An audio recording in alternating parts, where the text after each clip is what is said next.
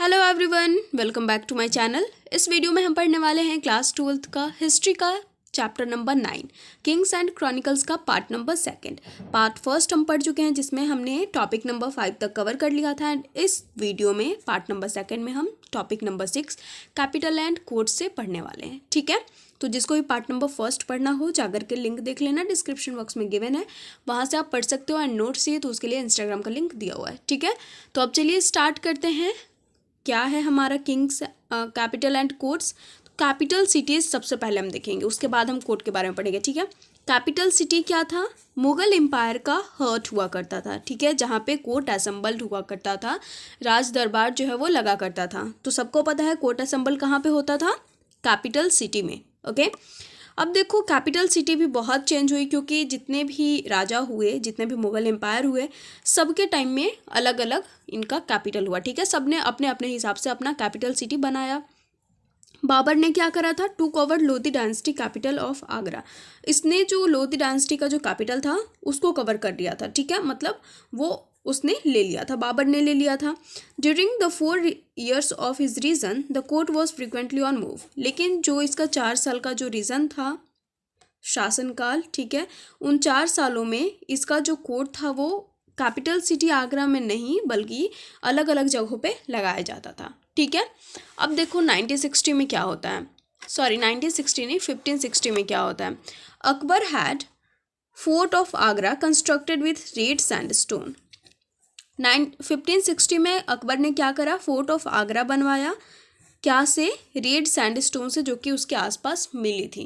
ठीक है, मतलब पास में ही उसे रेड सैंडस्टोन मिल गई थी, तो उसने उसका बना दिया कैपिटल सिटी आगरा में। 1570 में उसने क्या करा? फतेहपुर सिकरी एक नया कैपिटल बनाने का सोचा, डिसीजन लिया। ठीक है, अब यहाँ पे इसलिए हो सकता है सिकरी क्योंकि लोकेटेड कहाँ था? Direct road off the Ajmer. Ajmer Sharif जाने के रास्ते में, जाने के रोड में ये सिकरी था, इसलिए हो सकता है अकबर ने सोचा हो इसे कैपिटल सिटी बनाने का। ठीक है, अब अजमेर शरीफ क्या है? एक इम्पॉर्टेंट सेंटर है, पिलग्रिमेज सेंटर है, और यहाँ पे क्या है? दरगाह है शेख मोइनुद्दीन चिश्ती का। ठीक है, यहाँ तक सबका क्लियर हो गया। आगे द इनॉर्मस आर्क गेटवे। अब बुलंद दरवाजा, इनॉर्मस आर्क गेटवे बुलंद दरवाजा को कहा गया है यहाँ पे। तो ये क्यों बनवाया गया होगा? तो ये इसलिए बनाया गया होगा, was to remind visitors of Mughal victory in Gujarat, ताकि जो भी विजिटर्स वहाँ पे आएंगे उन्हें ये याद रहे कि जो मुगल विक्ट्री हुई थी गुजरात में, वो मतलब हुई थी किसी टाइम में। ठीक है, क्योंकि अगर वो नहीं होता तो सारे लोग भूल जाते। अभी है ना कि बुलंद दरवाज़ा किसने बनवाया, क्यों बनवाया, क्वेश्चंस आ जाते हैं, तो वहाँ पे हमें पढ़ना पड़ रहा है। अगर वही नहीं बनाया होता तो हमें पढ़ना नहीं पड़ता, इसे सब लोग भूल जाते हैं।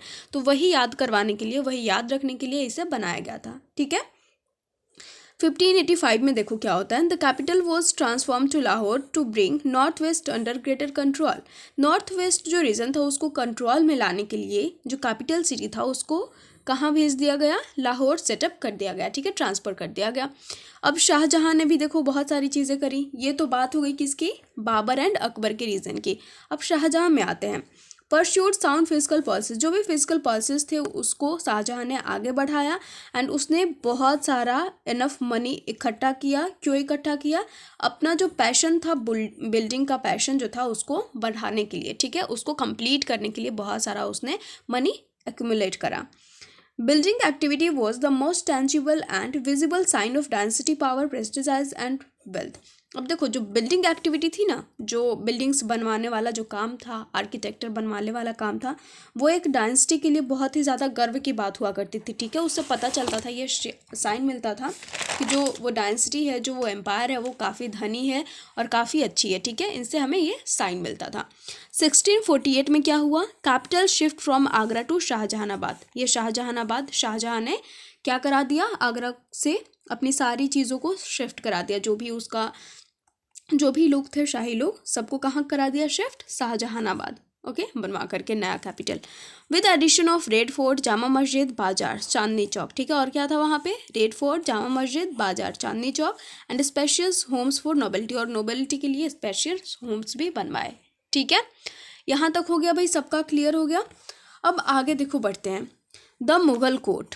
मुगल कोर्ट में हमें क्या पढ़ना है? कोर्ट के बारे में पढ़ेंगे सबसे पहले। तो The physical arrangement of the court focused on the sovereign, mirrored his status as the heart of the society. जो कोर्ट हुआ करता था उसका अरेंजमेंट इस तरह का हुआ करता था कि जो हार्ट ऑफ सोसाइटी है उसमें वो जो हमारे जो मुगल रूलर हुआ करता था उसका स्टेटस वो बताता था, ठीक है, कोर्ट बताता था उसका स्टेटस सोसाइटी की नज़रों में, ठीक है।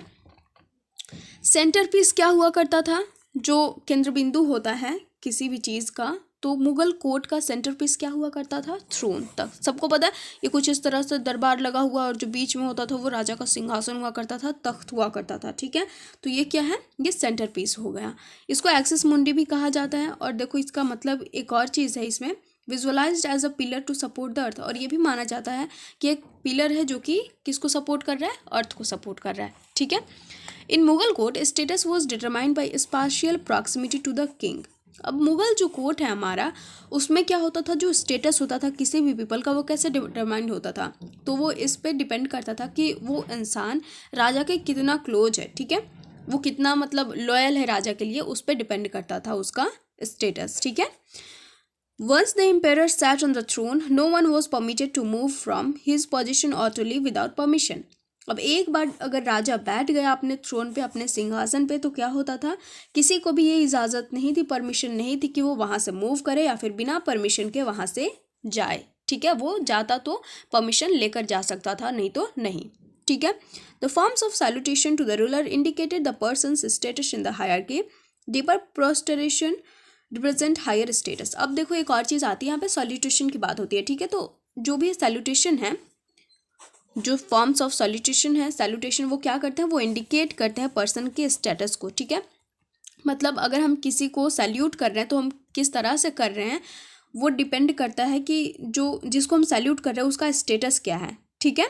तो जो डीपर प्रोस्ट्रेशन होता है, मतलब जो पूरी तरह से झुककर अगर हम किसी को सैल्यूट करते हैं, तो इसका मतलब है कि जो सामने वाला इंसान है जिसको हम झुक करके एकदम सैल्यूट कर रहे हैं, वो क्या है, उसका स्टेटस हायर है पूरी सोसाइटी में, ठीक है। यहाँ तक सबको समझ में आ गया। अब देखो हायर फॉर्म ऑफ सबमिशन हम पढ़ेंगे। इसमें है सिजदा। सिजदा में होता है कंप्लीट प्रोस्ट्रेशन, पूरी तरह से झुक जाना, ठीक है।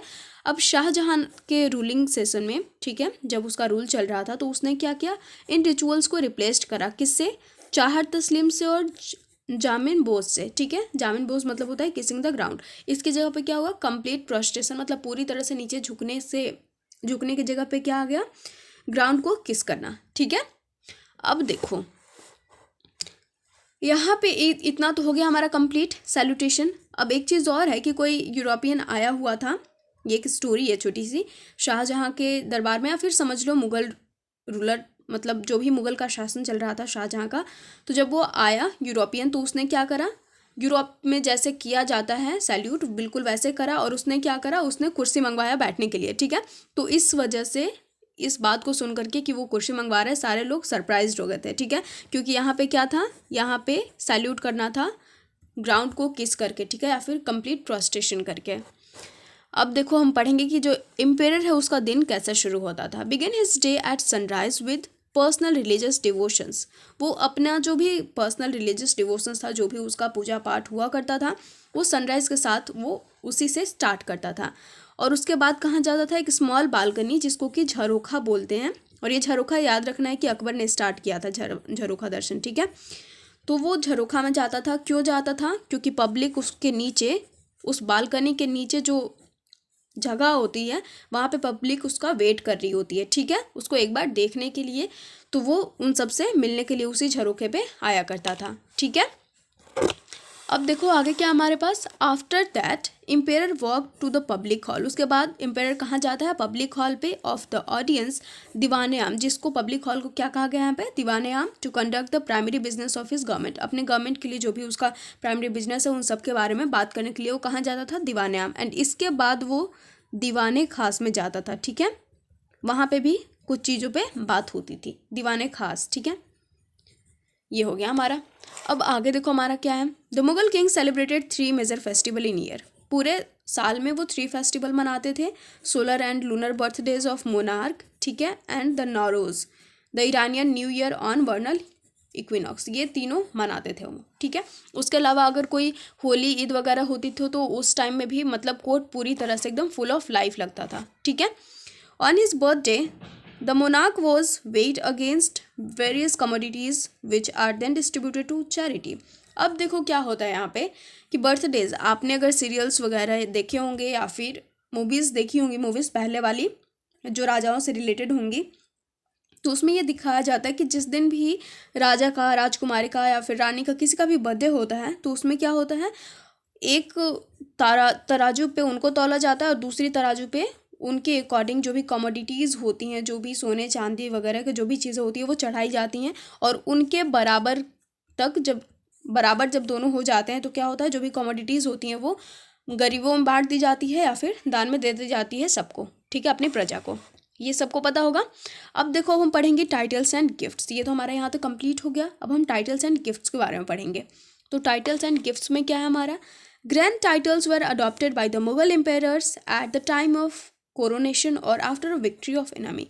बहुत सारे टाइटल्स मिलते थे, ठीक है, जो भी मुगल एम्पायर्स थे या फिर बहुत सारे राजा ऐसे थे जिनको ये टाइटल मिला था, ठीक है। तो अब देखो यहाँ पे मुगल एम्पायर की बात हो रही है, तो जो टाइटल्स हैं, ग्रैंड टाइटल्स, वो कब मिलते थे, या तो जब उनको राजा बनाया जाता था उस टाइम में दिए जाते थे, जब वो शासक बनाए जाते थे उस टाइम में उनको टाइटल मिलता था, या फिर जब वो अपने दुश्मनों के ऊपर, अपने इनेमी के ऊपर विक्ट्री प्राप्त करके आते थे, विजय प्राप्त करके आते थे तब, ठीक है। यहाँ तक सबको समझ में आ गया।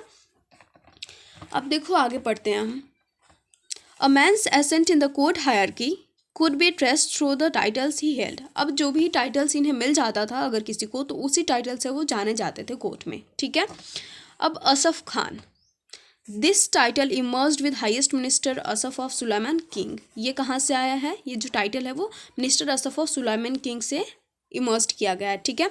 मिर्ज़ा राजा, ये देखो किसको मिला है, जय सिंह एंड जशवंत सिंह को औरंगजेब ने ये दिया था, ठीक है। ये हाईएस्ट रैंकिंग नोबल्स थे उनके दरबार में, okay. Title could be earned और पैड। अब देखो यहाँ पे बात आती है, ये तो titles coronation and victory over enemies के बाद मिलता था, ठीक है, के टाइम पे मिलता था, बट टाइटल्स अर्न भी किए जाते थे, कमाए जाते थे जब वो विजय प्राप्त करके आए, या फिर जब उनको राजा बनाया जा रहा था तब दिया गया, तो वो तो अर्न किया हुआ है, ठीक है। लेकिन कुछ लोग पैसे दे करके भी टाइटल लेते थे। अब देखो उनका दिया हुआ है मीर खान, ठीक है, इन्होंने 1 लाख ऑफर किया किसको, औरंगजेब को, अलिफ लेटर के लिए। अलिफ मतलब होता है ए लेटर अपने नाम में ऐड करने के लिए उन्होंने कितने पैसे दिए, 1 लाख ऑफर करा औरंगजेब को, ठीक है। याद रखना इस चीज़ को, सिर्फ एक लेटर के लिए। आगे देखो क्या है हमारे पास। Other awards include robe of honour, हिलात एंड शरापा, a garment from head to foot. अब ऐसा होता है ना कि जो भी अवार्ड्स होते हैं, अवार्ड्स दिए जाते थे, जो भी अच्छा काम अगर कोई करता था तो आपको पता होगा कि राजा उनको इनाम दिया करते थे, तो खिलात इनाम के रूप में मिलता था, ठीक है। इसमें कुछ ऐसी चीज़ें होती थी, जेवर वगैरह जो भी होता था, तो वो दिया जाता था जिसको कि एक बार राजा पहना होता है, ठीक है। तो ये दिया जाता था और सबको लगता था कि एज अ रिस्पेक्ट या फिर आशीर्वाद एज अ मिलता था लोगों को। और फिर एक गारमेंट होता था जो कि हेड टू फुट तक पहना जाता था, वो भी दिया जाता था, ठीक है, एज अ अवार्ड।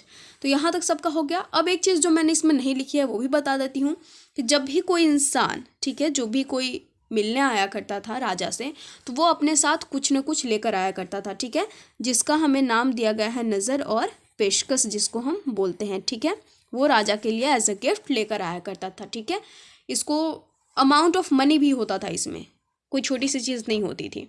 जो जितना बड़ा होता था, मतलब अगर कोई राजा है तो अपने हिसाब से लेकर के आता था नज़र, पेशकश, और अगर कोई मंत्री है तो अपने हिसाब से, ठीक है। समझ में आ गया यहाँ तक। अब हम पढ़ेंगे द इम्पीरियल हाउस होल्ड्स। सबसे पहले harem refer to the domestic world of the Mughals.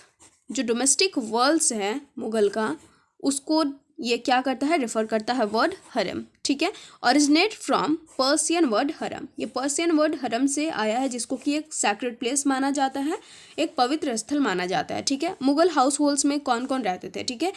हरम में कौन रहती थी, तो इम्पेयर्स की जो वाइफ्स होती थी, कॉन्क्यूबाइंस होती थी।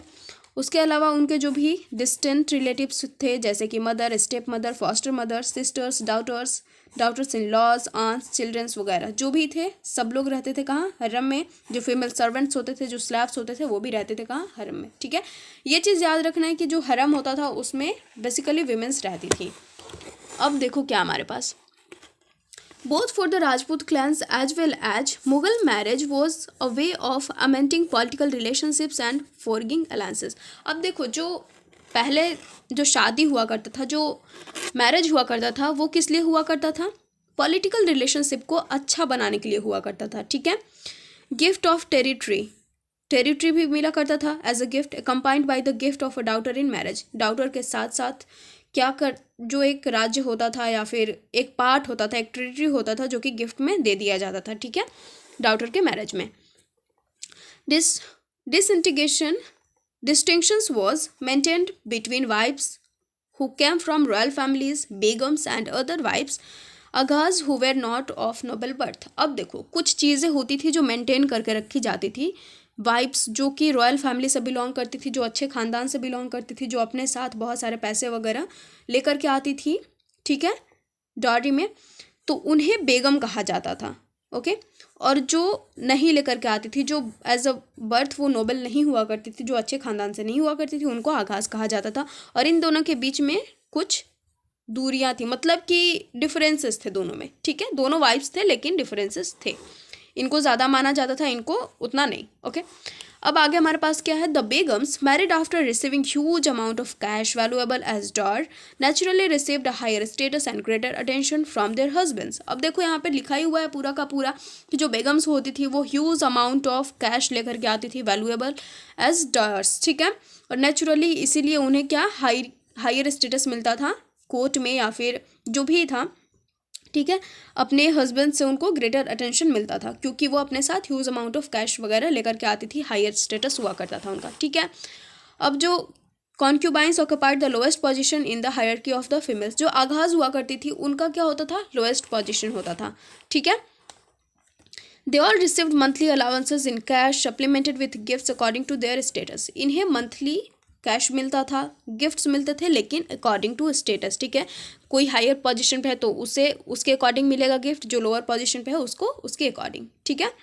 The agha and aghacha could rise to the position of begum dependent on the husband's will. अब देखो, अगर कोई आगा है जो एज अ बर्थ, जब बर्थ टाइम में वो क्या है, अच्छे खानदान से बिलोंग नहीं करती है, वो अपने साथ वैल्यूएबल थिंग्स नहीं लेकर के आई है, अमाउंट ऑफ कैश नहीं लेकर के आई है, तो वो बेगम बन सकती है। कब बन सकती है? अगर उसका हस्बैंड चाहे तो, ठीक है। Apart from wives numerous male and female slaves populated the Mughal households. Mughal households में जो पत्नियां थी, जो वाइफ्स थी, उनके अलावा भी बहुत सारे मेल एंड फीमेल स्लैव्स हुआ करते थे। उसके अलावा ख्वाजा एक ट्रांसजेंडर स्लैव्स भी हुआ करते थे, ठीक है। तो अब देखो, इन सब का जो मेल फीमेल जो भी स्लैव्स हुआ करते थे, सबके काम अलग अलग थे, ओके। सबके स्किल पे डिपेंड करते हैं कि कौन कैसा है और उसको उसके अकॉर्डिंग काम दिया जाता था, ठीक है। अब हम पढ़ेंगे आफ्टर नूरजहां। नूरजहां के बाद क्या हुआ भाई? Mughal queens and princess control significant financial resources. Nur Jahan के बाद जो भी मुगल क्वींस हुआ करती थी, प्रिंसेस हुई, उन्होंने फिनेंशियल रिसोर्सेज को अपने कंट्रोल में किया, ठीक है, कंट्रोल करा। जहां नारा एंड रोशन आरा, ये डाउटर हैं शाहजहां की, enjoyed an annual income of an equal to that of high imperial mansabdars. जो भी हाई इंपीरियल मनसबदार्स थे उनके इक्वल में इन्हें इनकम हुआ करता था, ठीक है, एंजॉय करती थी अपने इनकम को। जहां नारा received revenues from the port city of Surat which was a lucrative centre of overseas trade. यहाँ से क्या होता था? सूरत से ओवरसीज ट्रेड हुआ करते थे, तो उन्हें वहाँ से भी रेवेन्यूज मिलते थे। किनको? जहां नारा को, ठीक है।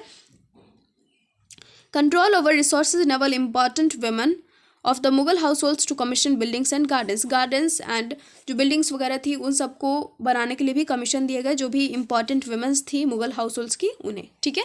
और इन सब का कंट्रोल इन सब पे किसका था? जहानारा का। Participated in architectural projects of Shah Jahan new capital Shahjahanabad. Shahjahanabad में जो आर्किटेक्चरल प्रोजेक्ट था उसमें भी इन्होंने पार्टिसिपेट करा, ठीक है। The Bazaar of Chandni Chowk, the throbbing center of Shahjahanabad, was designed by Jahanara. ये जो चांदनी चौक का बाजार है वो भी किसने डिज़ाइन करा? जहानारा ने, ठीक है। आगे हमारे पास है गुलबदन बेगम, रिटेन हुमायूं नामा। ये बाबर की डाउटर हैं, हुमायूं की सिस्टर एंड अकबर की फूफी, ठीक है। इन्होंने हुमायूं नामा को लिखा, which gives us a glimpse of domestic world of Mughals, जो कि हमें एक डोमेस्टिक वर्ल्ड जो है मुगल का उसके बारे में एक ग्लिम्स देता है, ठीक है। इन्होंने ये फ्लुएंटली किस चीज़ में राइट कर सकती थी? तुर्किश एंड पर्सियन में, ओके। तो इस वीडियो में हम इतना ही पढ़ेंगे, जो हमारा इम्पीरियल ऑफिसर्स एंड उसके बाद के जो टॉपिक्स है एक दो हमारे जो रह गए हैं उनको हम नेक्स्ट वीडियो में कवर करेंगे, ठीक है। आई होप आपको यहाँ तक समझ में आ गया होगा। मिलते हैं नेक्स्ट वीडियो में। अगर आपको अच्छी लगी हो वीडियो तो please guys don't forget to like comment share and subscribe, और लिंक दिया हुआ है डिस्क्रिप्शन बॉक्स में, पार्ट फर्स्ट आपको वहाँ से मिल जाएगा एंड नोट्स के लिए भी इंस्टाग्राम का लिंक मिल जाएगा, ठीक है। मिलते हैं नेक्स्ट वीडियो में।